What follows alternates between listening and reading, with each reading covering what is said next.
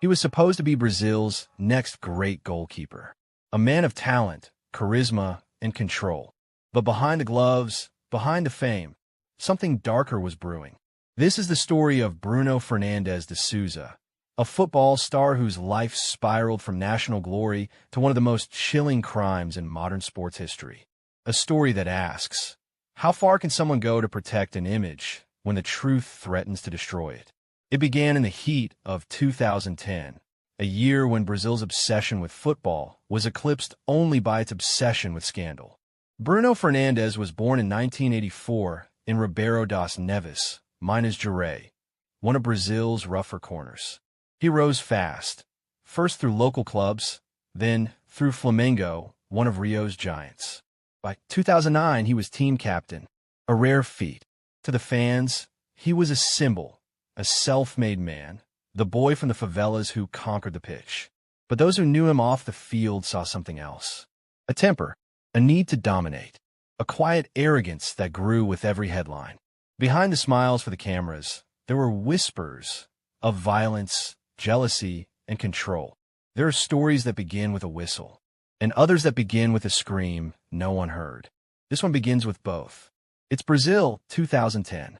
The world's heartbeat is football, and Bruno Fernandes de Souza, captain of Flamengo, is its rising sun. Charismatic, beautiful, hands fast enough to stop anything but the truth. He's the kind of man the camera loves.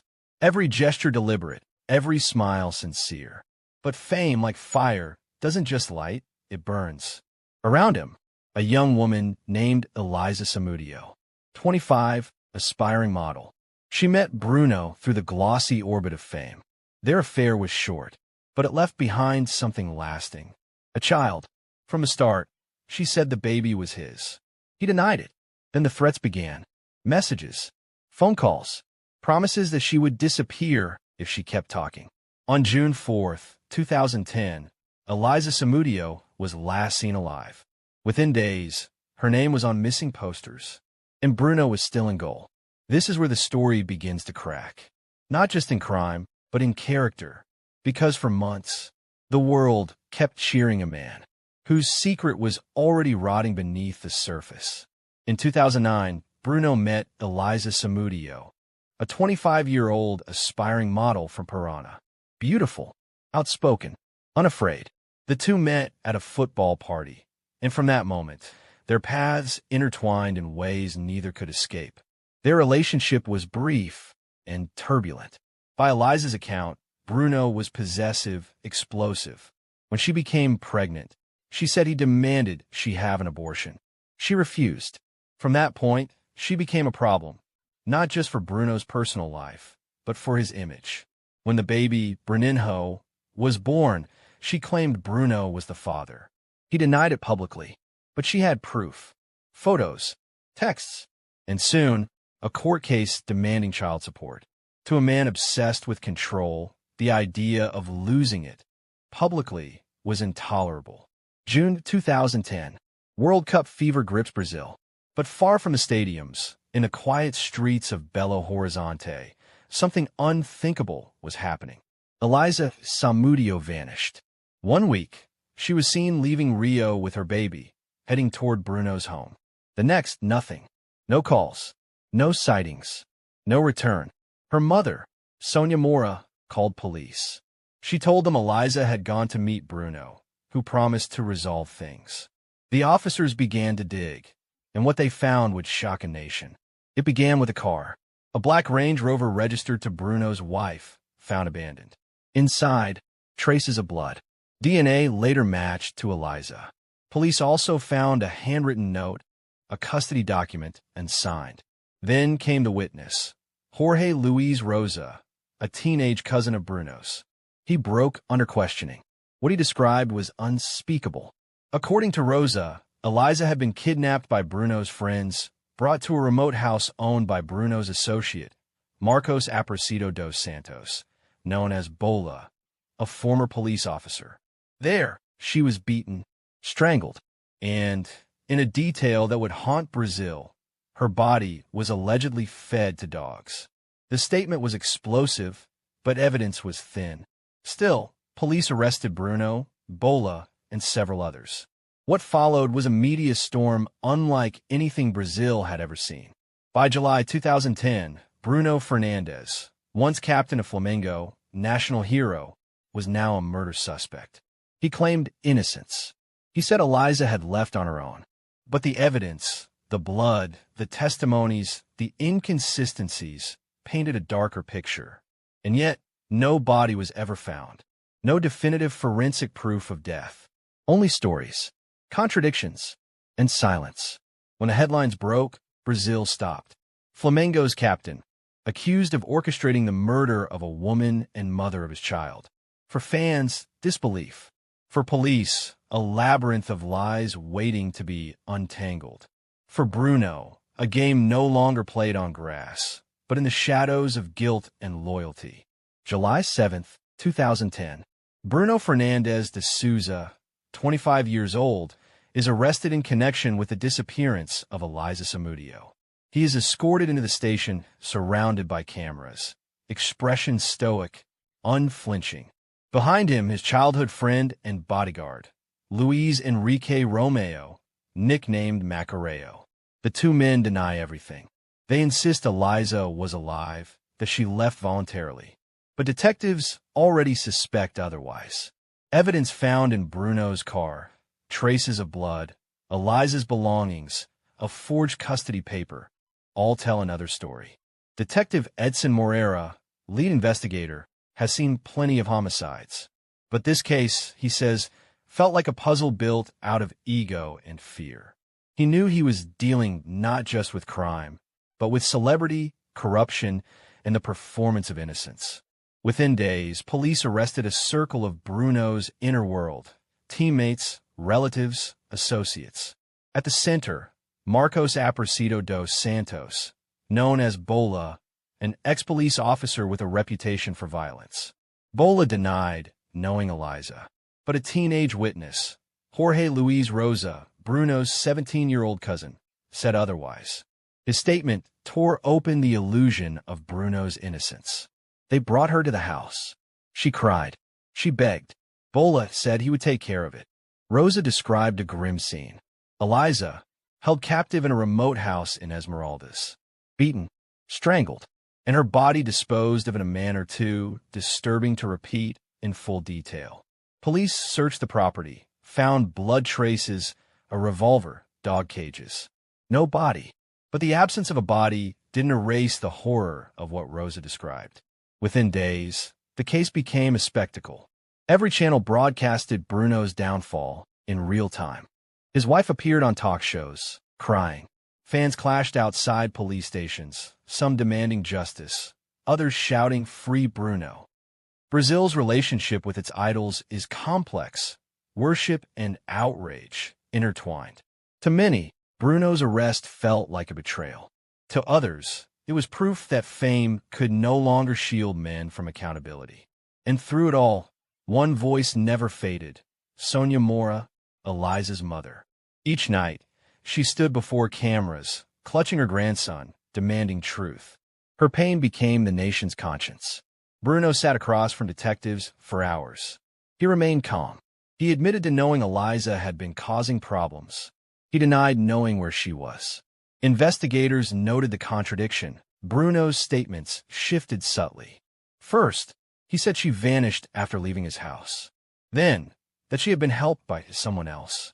By August, his story had changed so often, it collapsed under its own weight. Bruno, if you didn't do it, why did your car have her blood? Still, no confession, only fragments of guilt, control, and fear of exposure. August 2010. Detectives connected new dots.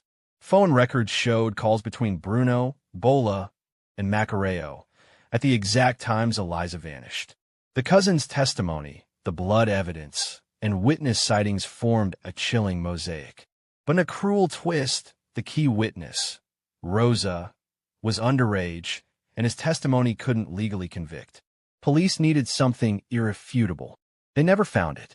No body, no weapon, only stories that bled into rumor. By late 2010, the case reached the courts, a national obsession ready for its next act. The trial of a football star accused of orchestrating a disappearance so brutal, even those close to him struggled to believe it. 3 years after Eliza Samudio vanished, the case that haunted Brazil finally reached the courtroom. Bruno Fernandes de Souza, the goalkeeper once destined for World Cup glory, now sat behind bulletproof glass. The trial wasn't only about murder. It was about deception, fame, and the illusion of invincibility. March 2013, Forum de Conagem, Minas Gerais. The trial of Bruno Fernandes, Macareo, and Diane Rodriguez, Bruno's wife, began under flashing lights and the weight of a nation's curiosity. The prosecution painted Bruno as a mastermind, a man who ordered a murder to protect his career and silence the woman who could destroy his reputation. He believed fame could erase guilt. The defense countered. There was no body, no forensic proof of death, only hearsay and a teen story. In that gap between evidence and emotion, the trial became theater, and Bruno its star actor.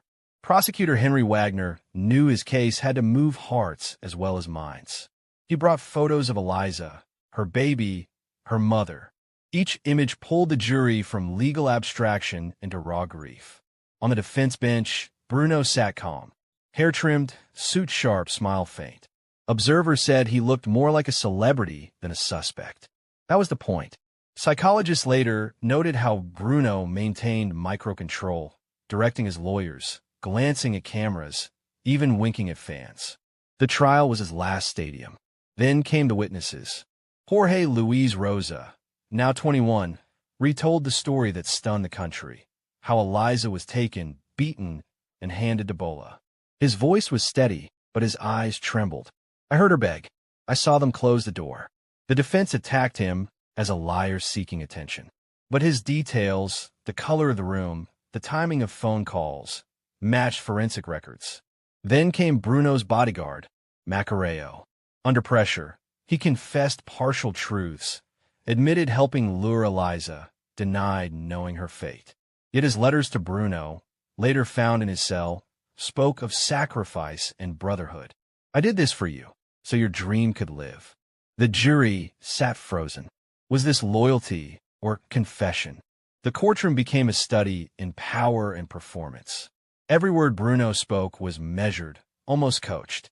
He cried once when his mother testified, but when Eliza's mother, Sonia Mora, took the stand, the air shifted. She clutched a photograph of her daughter and said, "He killed my child's mother, and now wants to erase her like she never existed." That moment, broadcast nationwide, fractured the myth of the untouchable athlete. Even some fans began to look away. March 8, 2013. After 4 days of deliberation, the jury delivered its verdict. Bruno Fernandes de Souza, guilty of aggravated murder, concealment of a body, and corruption of a minor. Sentence: 22 years and 3 months in prison.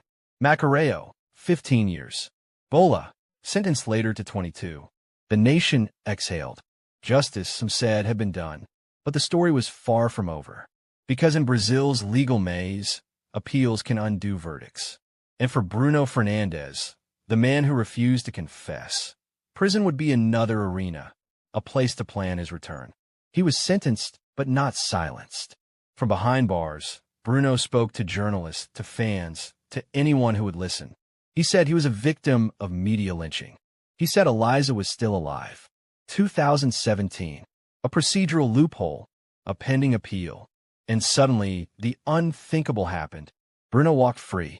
The same man convicted of orchestrating a woman's murder stepped out of prison to the flash of cameras and the clatter of microphones. His first stop? A football field. Boa Sport, a struggling second-division club, signed him within days. The justification? Everyone deserves a second chance. Sponsors withdrew instantly. Fans burned their jerseys. Protesters gathered outside the stadium. But inside the locker room, Bruno trained like nothing happened. In his first press conference, he said, "God knows the truth. I want to rebuild my life." Not once did he say her name. Eliza Samudio, erased from his vocabulary, erased from football's memory. The match continued. But this time, Brazil was no longer watching a game. It was watching itself. Some crimes are committed by one man. Others require an audience. Bruno didn't act alone. His inner circle, his cousin, his driver, his best friend, became part of the machinery of silence. They didn't see themselves as killers. They saw themselves as protectors of his reputation, of the myth. Psychologists call it moral diffusion. When guilt is shared, no one feels it fully. But complicity went further, into institutions. Flamengo stood by him for months. Sponsors stayed quiet. The press hesitated. It wasn't just a player on trial. It was a system that shields power, even when it stinks of death. Beneath it all, the hum of machismo, the belief that men's anger is passion, and women's fear is hysteria. That's the real engine behind this story. A culture that forgives fame faster than it believes women. Eliza's mother still speaks her name. Every year, she holds a vigil for a daughter without a grave. In a country still learning how to remember, time dulls everything except absence. By 2024, Bruno was playing for local clubs, under semi-open custody. He gave interviews, smiled, quoted scripture. He said he had made peace with God, but not once did he mention Eliza. Brazil, too, had moved on. Sort of. Laws were passed. Awareness campaigns launched. But the violence continued.